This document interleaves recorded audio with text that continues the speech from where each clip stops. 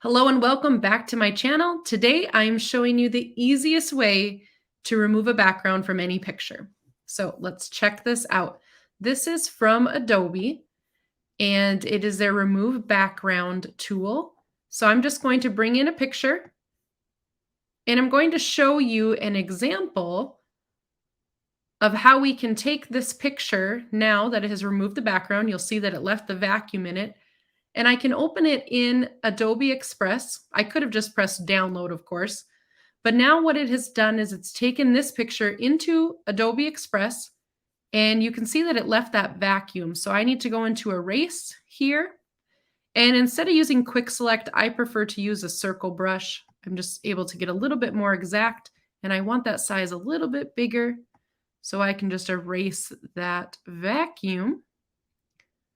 Then once I have my little friend done, I can size him or change or use him in any project that I'm doing. So this is really cool because now I can put anything behind him. So if I wanted to create a flyer for back to school, I can go over here to templates. Let's just type in back to school. And let's use this one. I'm just going to add it as a new page and copy him over there. Maybe we're doing a back to school supply drive. I'll bring in my little guy, make him smaller so he fits on here. And then I'm just going to move this text over. He needs to be a little bit smaller, it looks like. Well, maybe not. And you can see how I can easily use this picture with the background removed now on a flyer.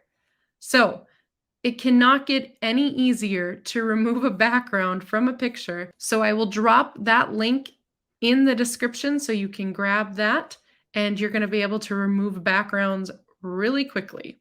So I hope that was helpful.